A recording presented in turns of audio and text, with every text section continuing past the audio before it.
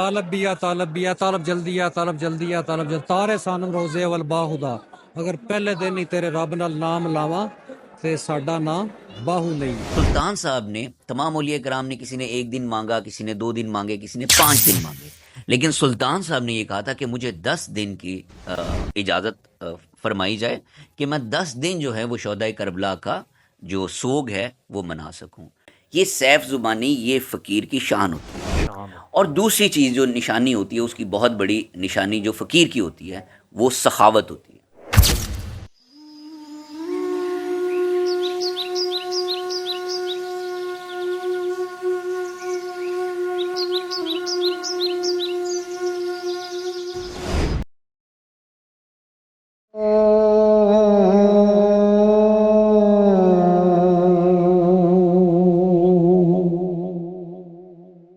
اندروں بوٹی مشک مچایا اتے جان پھلن تے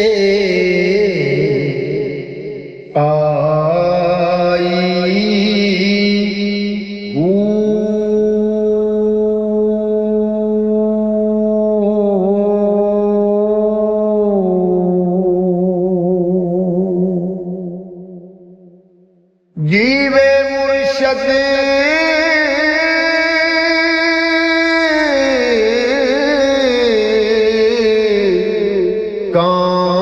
کامل باہو اتے جائیں بوٹی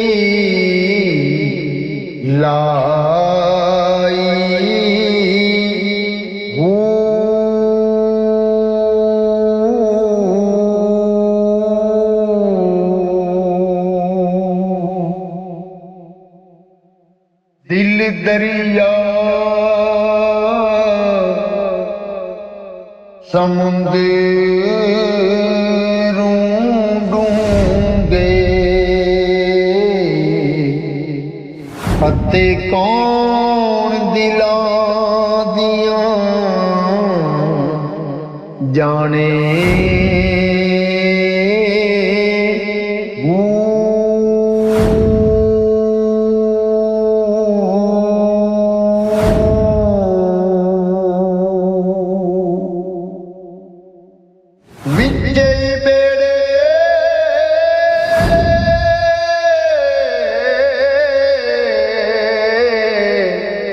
اتے وچے جھیڑے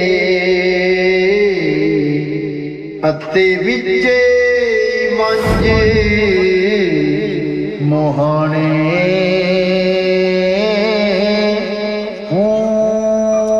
بسم اللہ الرحمن الرحیم. السلام علیکم ناظرین. اسی اس ویلے حضرت سلطان محمد باہو رحمت اللہ علیہ انہاں دے ویڑے دے وچ ہی کھڑے ہاں اور اج نچنی جمعرات سی اور اے عرس مبارک جڑا او دی تقریب چل رہی ہے، مخلوق آئی ہے. اج حضرت سلطان محمد باہو رحمت اللہ علیہ دا عرس مبارک ہے. انہاں دا اپنا ذاتی عرس ہے. اے ہر سال جمادی الثانی دی پہلی جمعرات نو اے عرس منایا جاتا ہے. اے تسی مناظر دیکھ سکتے ہو کہ بادشاہ صاحب دے تے رونق لگی ہے اور حضرت سلطان باہو سرکار دا عرس مبارک اتنے جاری و ساری ہے. بیسیکلی اے 2 دن دا عرس ہوندا ہے. حضرت سلطان باہو سرکار آپ فرماندے نے کہ ہر کے طالب حق بود من حاضرم زی ابتدا تا انتہا یکدم برم طالب بیا طالب بیا طالب بیا تارے سانم روزے اول باہدا. آپ فرماندے کہ اگر کوئی حق دا طالب ہے تے ساڈے در تے آ جائے. طالب بیا طالب بیا طالب جلدی آ طالب جلدی آ طالب جلدی تارے سانم روزے اول باہدا اگر پہلے دن ہی تیرے رب نال نام لاواں تے ساڈا نام باہو نہیں ہے. یہ حضرت سلطان باہو سرکار دی تعلیمات نے اور آپ فرماندے کہ جنہوں ظاہری مرشد نہیں ملدا ساڈی مزار تے آ جائے، ساڈے روزے تے آ جائے تے اسی انہوں ظاہری مرشد تو زیادہ فیض دیاں گے. تمام دوستاں اگے تمام فیض باہو دے جڑے ویورز نے میں انہاں نوں دعوت دینا، انہاں نوں گزارش کرنا کہ تسی کوشش کرو کہ حضرت سلطان باہو سرکار دے اس دروازے تے اس ویڑے 'چ تسی ضرور تشریف ਲਿਆਓ। ਥੇ ਮੱਛ ਨਾ ਬੰਦੇ ਡਰ ਕੇ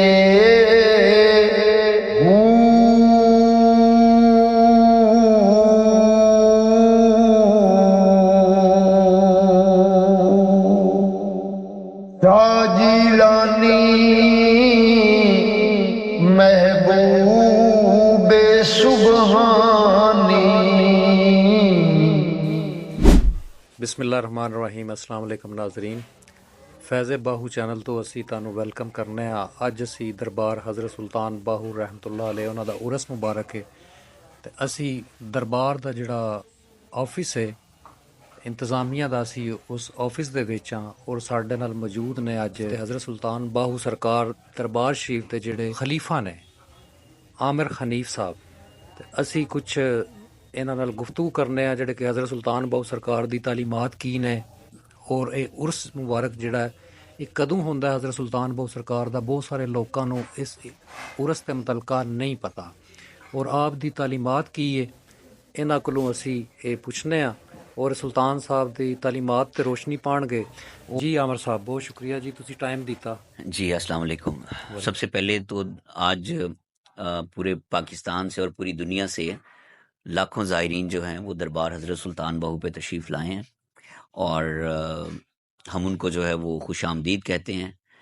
और सुल्तान साहब का जो आज उर्स है ये असल में जमादी उसानी की पहली जुमेरात को होता है।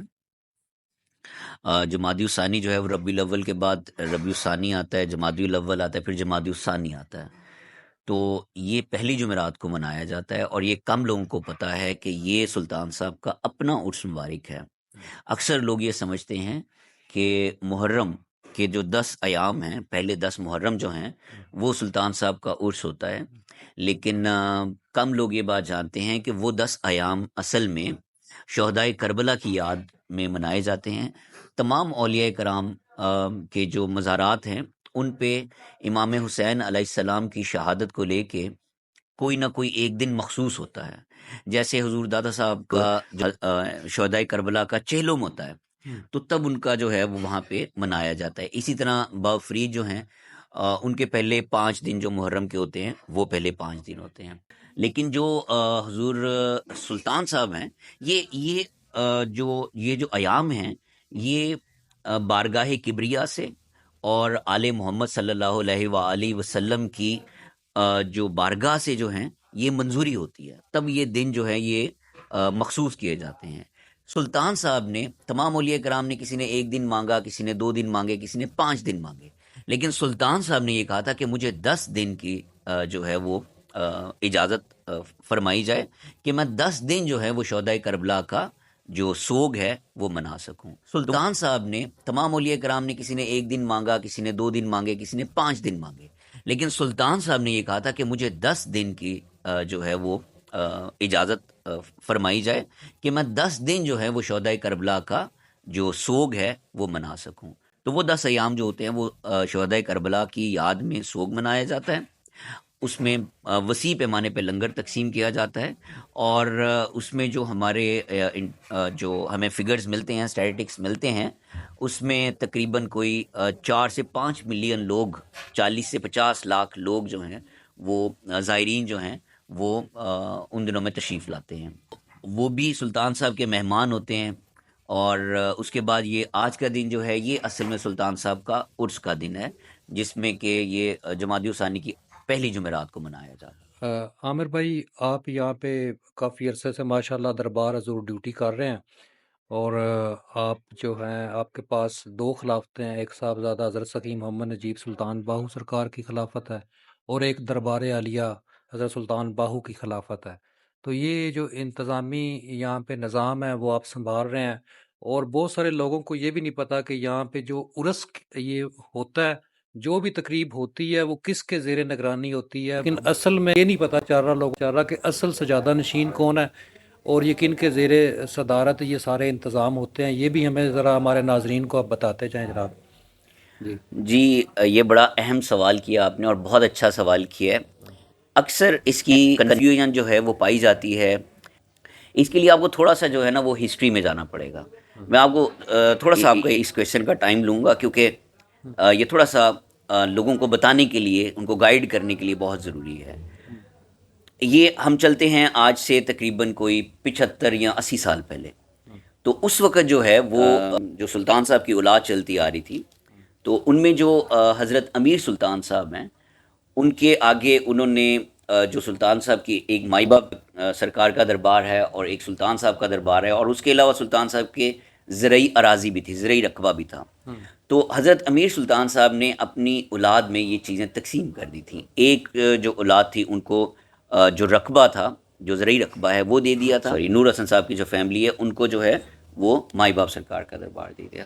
اور یہ دربار جو ہے یہ انہوں نے اپنے سب سے بڑے بیٹے حبیب سلطان صاحب کو گدی نشین مقرر کیا تھا. امیر سلطان صاحب نے, امیر سلطان صاحب یہ 7ویں گدی نشین, جی 7ویں گدی نشین. تو جو حبیب سلطان صاحب ہیں ان کے آگے اولاد کوئی نہیں ہوئی تھی. تو اس کے لیے پھر جو ہے وہ ظاہر ہے یہ قابلیت دیکھی جاتی ہے, روحانی قابلیت. اس میں کوئی ایڈمنسٹریٹو قابلیت نہیں ہے, وہ تو آپ کسی کو ہائر کر سکتے ہیں, ٹھیک ہے. آپ پیسے دے کے بھی بندے کو جو ہے وہ ہائر کر سکتے ہیں. آپ جو ہے وہ یہ سروسز اس کی بائی کر سکتے ہیں, اکاؤنٹنگ ہے, ایڈمنسٹریشن ہے, یا ادر جو مینیجریل افیئرز ہیں, اس کے لیے آپ کسی کو ہائر کر سکتے ہیں. لیکن جو اسپریچول ڈیوٹی ہے, جو روحانیت ہے, وہ آپ ہائر نہیں کر سکتے کسی کو. اس کے لیے اس کا روحانی طور پہ اس قابل ہونا کہ وہ گدی کو چلا سکے, مریدی کو چلا سکے, یہ بہت ضروری ہوتا ہے. تو یہ قابلیت جو تھی صاحبزادہ حبیب سلطان صاحب کے بعد, یہ قابلیت جو ہے وہ صاحبزادہ حافظ فیض سلطان صاحب کے پاس تھی. روحانی قابلیت میں صاحبزادہ حافظ فیض سلطان صاحب جو ہیں وہ زیادہ تھے, تو اس لیے انہوں نے گدی جو ہے وہ صاحبزادہ حافظ فیض سلطان صاحب کو دی. یہ مجھے ایک بتائیں کہ یہ روحانی طور پہ کیا بادشاہ صاحب سے بھی, یہ حضور بادشاہ سلطان صاحب سے بھی آرڈر ہوتے ہیں کہ روحانی طور پہ کہ یہ گدی آپ ان کو دے دیں, ایسے بھی ہوتا ہے؟ جی جی جی بالکل جناب. یہ تو ممکن ہی نہیں ہے کہ اتنا بڑا جو ہے وہ گدی ہو, اتنی بڑی ہستی ہو, صاحب سلطان العارفین ہو, اور جو ہے وہ 5ویں سلطان الفقر ہوں, اور وہ اپنی گدی کو جو ہے وہ ایسے ان اٹینڈڈ چھوڑ دیں, یا اپنے دربار کو ایسے ان اٹینڈڈ چھوڑ دیں, یا اپنی روحانی فیض کو ان اٹینڈڈ چھوڑ دیں. یہ پاسبل ہی نہیں ہے, ٹھیک ہے نا جی. تو یہ ان کی طرف سے بھی اپروول ملتی ہے تو پھر ہوتا ہے. اب اس میں کئی دفعہ ایسے ہوتا ہے کہ بڑے کی بجائے چھوٹا بیٹا بھی جو ہے وہ کئی دفعہ دیکھا گیا کہ اس کو بھی گدی نشین بنا دیا جاتا ہے, بٹ اس میں دیکھنا یہ ہوتا ہے کہ کس میں روحانی قابلیت زیادہ ہے. اب مثال کے طور پہ آپ صاحبزادہ حافظ فیض سلطان صاحب جو ہیں, ان کا جب وہ حیات تھے, اپنی ظاہری حیات میں, تو ان سے ان کی زبان مبارک کے بارے میں کہا جاتا تھا کہ یہ سیف زبان ہے, ٹھیک ہے. اور ان کے بارے میں لوگ کہتے ہوتے تھے کہ یہ شہباز لامکاں ہیں, یہ لامکاں کے شہباز ہیں, ٹھیک ہے. اور ان کے بارے میں یہ کہا جاتا تھا کہ یہ بہت جو اعلیٰ پائے کے فقیر ہیں, ٹھیک ہے.